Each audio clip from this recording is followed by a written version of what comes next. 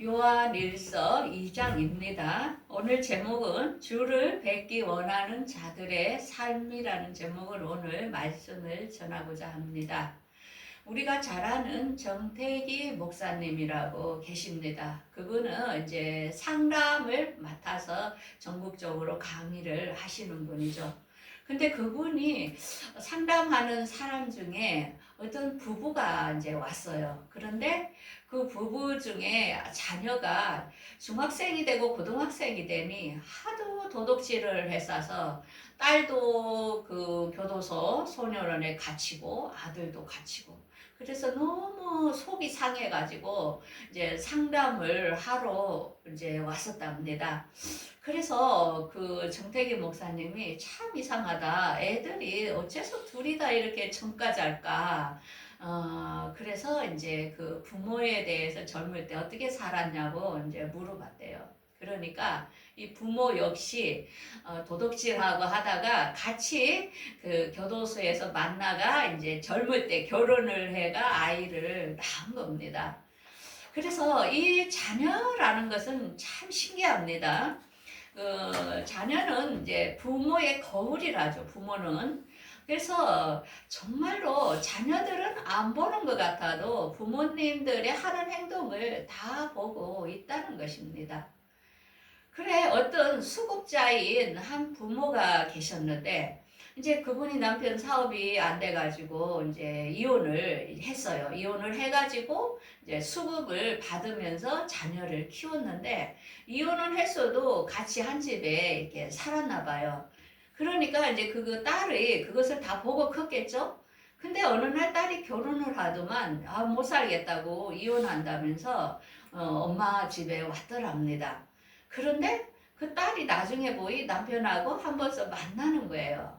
근데 요즘은 그것을 고발하면은 그 돈의 15%를 받아가지요. 그러니까 요즘은 사람들 눈이 아주 무섭습니다. 저 사람들 이혼 다 했다면서 같이 있고 같이 살고 이런 게 고발하면은 이제 그 벌금을 이제 내놓은 거죠. 그러면서 이제 돈이 3,500만 원을 그 딸이 받았었나 봐요, 국가에. 그러니까 그 돈을 딸이 엄마한테 와서 하는 말, 이거 엄마 때문이야. 엄마도 그렇게 살았잖아. 그러면서 그 돈을 엄마한테 내놔라고 하니까 엄마는 있는 거 없는 거 다 물어내고 쪽박촌에서 저 폐지 주시면서 사는 것을 이야기하는 걸 봤는데요. 정말 우리가 정말로 부모는 거울이 되어 잘 살아야 된다는 거죠. 어떻게 사느냐에 따라 자녀들은 그걸 다 보고 있다는 것입니다. 그래서 우리의 신앙생활도 마찬가지입니다. 정말 하나님이 계신다면 부모들이 정말 하나님을 의뢰하는 삶을 살겠지요. 근데 어떤 자녀는 우리 아버지는 국회의원들하고 이야기하고 그들을 만나 하니까 한 아이는 뭐라냐면 우리 아버지는 하나님하고 만나. 우리 아버지는 대단해. 이 세상을 만든 하나님하고 우리 아버지는 날마다 만나서 이야기한다고. 이렇게 이야기를 하는 거예요. 그래서 우리가 정말 무엇을 보여줄 것인가에 따라서 그걸 그대로 보고 행동을 한다는 것입니다. 그래서 자녀는 우리가 잔소리를 해가 듣는 게 아니고 정말 부모가 어떤 삶을 사느냐에 따라 자기도 모르게 그 삶을 산다는 거죠. 저도 어릴 때 우리 엄마는 신실한 신앙인이었어요. 정말 교회 가는 게 힘든데도 새벽 기도까지 안 빠지고 가셨는데 저는 어릴 때 그 모습이 너무 싫었어요. 제발 좀 교회 좀 안 가면 좋겠다. 우리 엄마 좀 평범하게 살면서 세상의 엄마들처럼 놀고 놀러 가고 좀 그렇게 살면 안 될까. 항상 내 마음속에 그렇게 생각을 했는데 제가 언젠가 엄마를 따라 하고 있더라고요. 엄마처럼 열심히 하나님하고 기도하고 믿고 이런 걸 보면서 야 정말 그 엄마가 비춰줬던 그 거울 그게 그대로 하는 걸 보면서 우리가 그러면 우리는 예수 믿는 우리는 누구를 보고 따를까요? 우리가 예수님을 볼 때 우리도 언젠가 거기 닮아 있다는 것입니다. 그래서 오늘 본문은 예수님께서는 우리들에게 본인의 모습을 거울로 보여준 겁니다. 너희들 내가 이렇게 했으니까 너희도 이런 삶을 살아 하니까 우리도 예수님을 보다 보니까 우리도 언젠가는 예수님과 같은 삶을 산다는 것입니다. 그래서 오늘 예수님께서 우리에게 어떤 모습을 보여줬는가, 오늘 이제 본문은 이렇게 이야기합니다. 예수님께서는 우리 죄를 위하여 그가 몸서 십자가에 달리시면서 하나님과 우리 관계를 회복시키시고, 그리고 우리가 죄에 살지 말라고, 죄에서 떠나라고, 거룩하게 살으라고 하셨고, 그 다음에는 예수님은 전적으로 하나님 말씀에 순종하는 삶을 살았어요. 그러면서 그가 사랑을 몸소 실천하신, 그걸 우리에게 보여주신 거죠. 그 다음에는 마지막에는 적그리스도들을 경계하라. 적그리스도를 물리치라. 너희들에게 앞으로 이 적그리스도가 나타날 것이니까 너희들이 분별해야 된다 하면서 우리에게 이 거울을 보여주신 게 오늘 요한 1서 2장의 이제 말씀입니다. 오늘 첫 번째 말씀부터 보겠습니다. 예수님께서 우리에게 희생과 사랑을 보여주셨다는 것입니다. 1절을 한번 보겠습니다. 나의 자녀들아, 내가 이것을 너희에게 쓰면 너희로 죄를 범하지 않게 하려 함이라. 만일 죄를 범하였어도 아버지 앞에 우리에게 대언자가 있으니 의로우신 예수 그리스도라. 그는 우리 죄를 위한 화목 제물이니 우리만 이해할 뿐 아니요 온 세상의 죄를 이해하심이라. 예수님께서는 죄가 없으신 분입니다. 그런데 그가 우리를 위하여, 하나님과 우리에게 맡긴 삶을 위하여 십자가를 지심으로 그분이 우리를 화목하게 만들어 주십니다.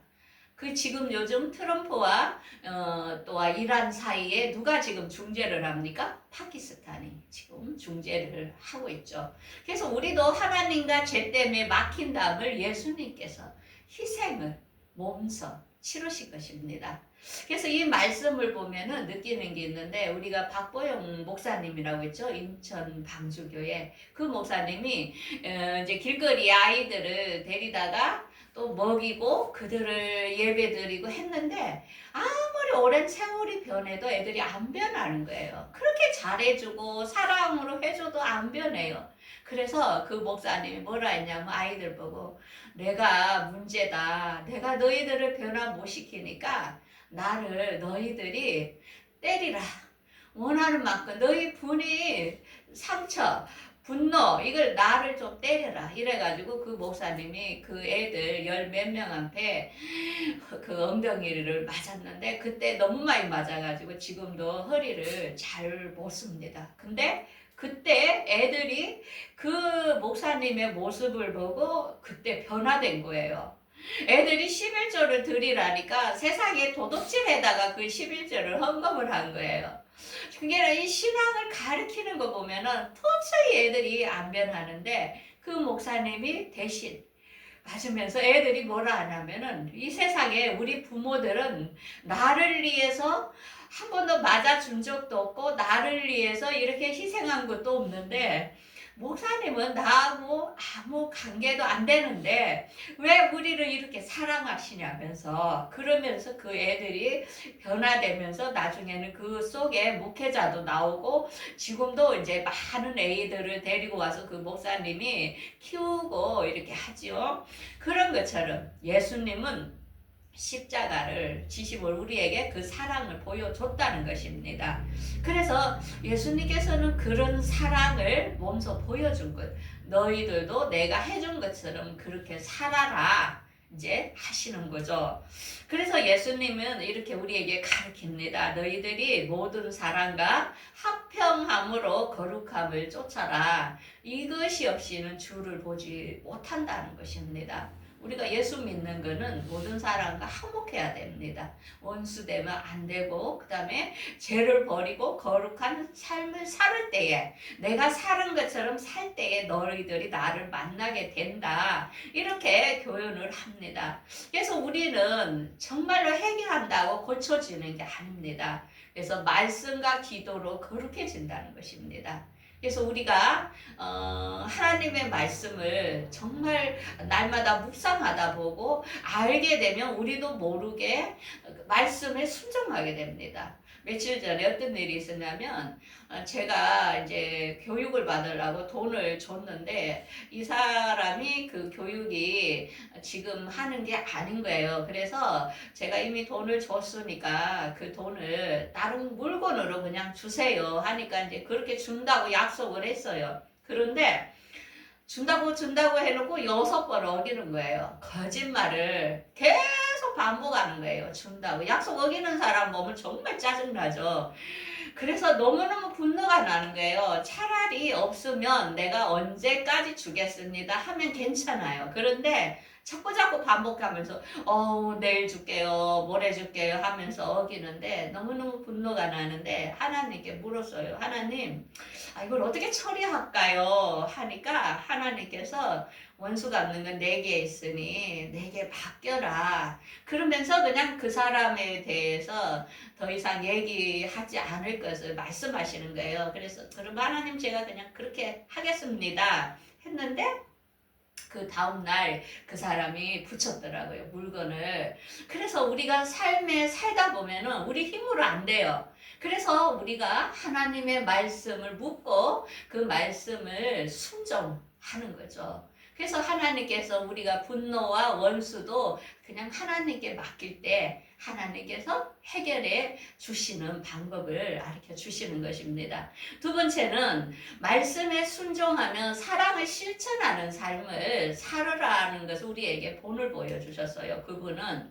그래서 이렇게 3절에 이렇게 말씀하죠. 우리가 그의 계명을 지키면 이로써 우리가 그를 아는 줄 아노니 그의 계명을 지키지 않는 자는 거짓말하는 자요 진리가 그곳에 있지 아니하다. 말씀을 지키는 자는 하나님의 사랑이 그 속에 온전하게 있다는 것입니다. 그래서 빛 가운데 있다 하면서 형제를 미워하는 자는 어둠에 있는 자요. 형제를 사랑하는 자는 빛 가운데 있다는 것입니다. 그래서 형제를 미워하는 자는 어둠을 행하며 그가 그 눈이 어둠 속에서 멀게 했다는 것입니다. 그래서 우리는 하나님께서는 먼저 이렇게 말죠. 우리가 예비하고 이르기 전에 너희가 예물을 드리려다가 형제에게 원망 드릴 만한 있는 것이 생각나거든. 예물을 나누고 먼저 가서 그 형제와 화목하고 와서 예물을 드리라 하는 것입니다. 그래서 하나님은 예배하는 것보다 우리가 원수지지 말고 서로 화목하고 모든 걸 푸는 것을 하나님께서는 원한다는 것입니다. 그러면서 하나님께서는 우리가 일반 사람들은 사랑하고 용서하고 해야 되지만은 사랑하면 안 될 게 있습니다. 그게 뭐냐면은 이 세상에나 이 세상에 있는 것들을 사랑하지 말라. 이 세상에 있는 건 뭐냐? 정욕, 안모, 이성의 자랑, 이런 것은 하나님께 온 것이 아니라는 것입니다. 자, 그러면 우리는 한번 생각을 해보겠습니다. 나는 과연 무엇을 사랑하고 있는가? 하나님과 이웃을 더 사랑하고 있는가? 나는 이 세상의 부귀와 영예와 권력을 더 사랑하는가? 우리 한번 생각을 해보세요. 우리가 아는 노아, 아브라함, 야곱, 모세, 다윗 이 사람들은 무엇을 사랑했습니까? 그들은 왕이며 부자며 모든 걸 있지만은 권력도 있지만은 그들은 그거보다는 하나님을 따르는 것을 선택을 했던 것입니다. 어제 우리 이제 제부가 왔죠. 제부가 와가지고 아무튼 이제 보험을 하면서 돈을 많이 벌잖아요. 그래서 그들이 또 뭐 4억짜리 집이 있는데도 또 8억짜리 집을 사서 가려고 막 하고 있더라고요. 그래서 전번에 제가 우리가 60이 넘어가면 다 내려놔야 된다. 그 재산 모아가 뭐 할 거냐고. 편하게 살고 이제는 주님 꼭 오실 건데 우리 앞으로 돈도 못 쓴다. 이제는 주님 이 세상 걸 끊는 연습을 해야 된다. 다 내려놔야 되는데 뭐할로 그래 악착같이 집착을 하느냐 했더만 그 집을 청약을 이제 해제하려고 이제 판다 하더라고. 그냥 그거 안 하고. 그래서 생각을 해보니까 우리가 말로 욕심을 부릴까 싶더라는 거예요. 그래서 아파트 이제 8억짜리 한 것을 이제 내려놓고 한다고 그러더만 어제 몇 달간 성교비를 안 보냈는데 성교비를 또 입금을 했더라고요. 그래서 그래 이제 우리가 정신을 차려야 됩니다. 이제 주님 곧 오시는데 이 세상에 집착하지 말고 이제 어떻게 하면 내가 하늘나라 갈 것인가를 생각하고 하나님과 이웃을 더 사랑하는 삶을 살아야 되겠죠. 예수님도 그렇게 살았기 때문에. 그 다음에 세 번째는 적그리스도를 경계하라는 것입니다. 예수님께서도 이 땅 위에 계시면서 마귀가 와서 시험을 했어요. 어떤 시험을 했냐면은 이 돌을 갖다 예수님이 40일 금식하고 났는데 이 돌을 갖다가 떡으로 만들어라 하니까 예수님은 그거 할 수 있어요. 그렇지만은 예수님은 원리를 애국하는 분이 아니에요. 질서 그대로를 하는 거지. 그래서 하나님의 이걸 떡으로 살 것이 아니고 우리는 하나님의 말씀으로 산다. 그 시험을 이긴 거예요. 그 다음에 높은 곳에서 밑으로 떨어지라. 그러면 천사가 너를 받들어 줄 것이라 하니까 예수님은 그렇게 됐을 때 예수님은 명예도 없고 그렇지만은 예수님은 그것을 하지 않았습니다. 그러면서 어떤 높은 곳에 가서 그 마귀에게 절하면은 내가 이 세상 모든 부귀영화 너한테 줄 것이다 하는데 나는 오직 하나님께 절하고 우상을 섬기지 않겠다고 거절하는 것입니다. 이런 시험이 우리에게도 온다는 것입니다. 마지막 때 그게 뭡니까? 우리에게 이제 앞으로 식량이 집보다 더 비싸집니다. 이제 농사가 안 되기 때문에 지금 비료를 지금 못 수입을 하고 있잖아요. 그러면 어떻게 되겠습니까? 먹을 것이 없기 때문에 많은 사람들이 그 먹을 것을 먹기 위해서 국가에서 이제 배급을 준다면 줄을 설 것인데 그걸 받기 위해서는 뭐를 해야 된다고? 짐승의 표, 이마와 오른손에 칩을 넣은 자만이 그 식량을 공급받을 수 있는 시기가 지금 오고 있습니다.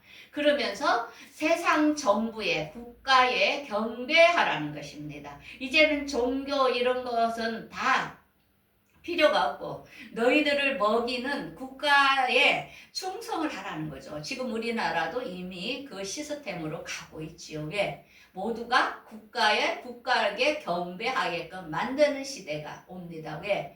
하나님은 밥 주는 게 아니고 국가가 준다는 거죠.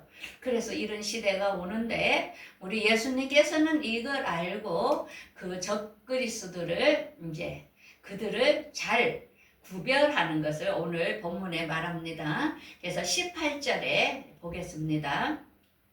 아이들아 지금은 마지막 때라.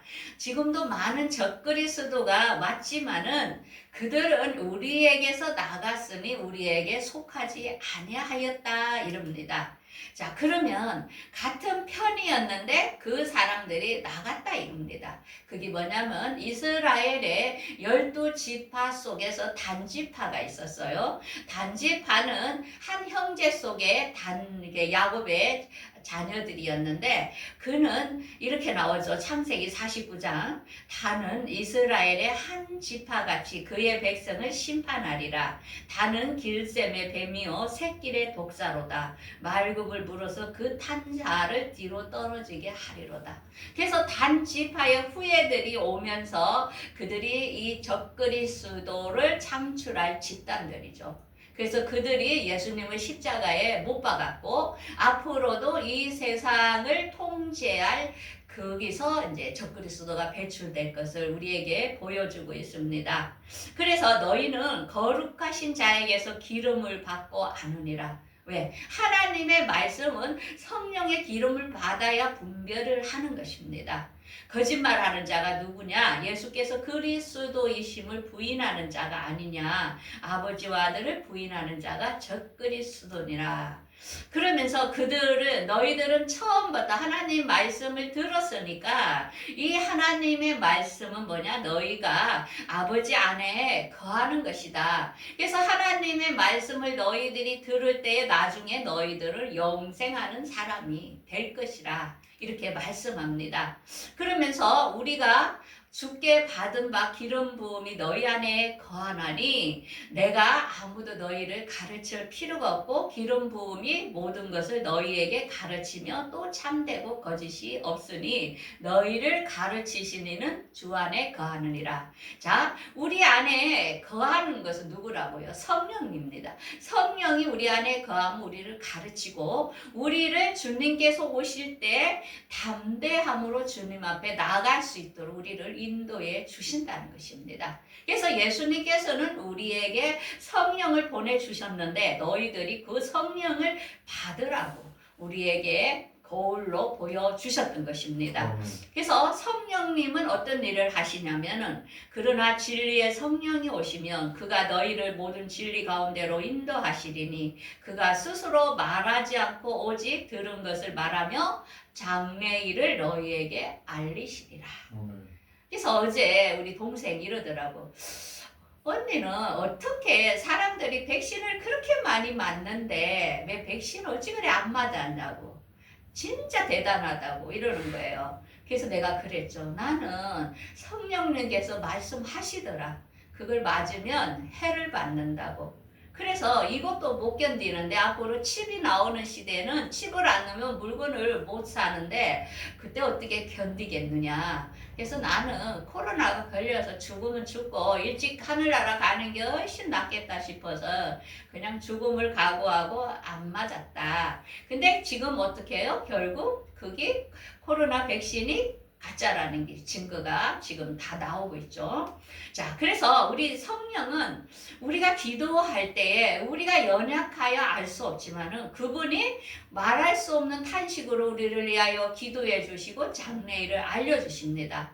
그래서 우리가 앞일을 모를 때는 여러분들 성령님의 도움을 구하셔야 됩니다. 그래서 방언을 받은 사람들은 방언으로 기도하십시오. 그때 앞으로의 일을 성령님께서 여러분들에게 지혜를 주실 것입니다.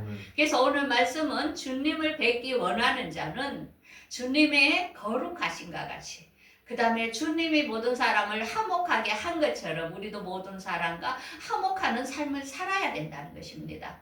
그러면서 예수님도 하나님의 말씀에 전적으로 순종했듯이 우리도 예수님 말이라면 무조건 순종하고 그 다음에 모든 사람들과 사랑하는 삶을 살아야 된다는 것입니다.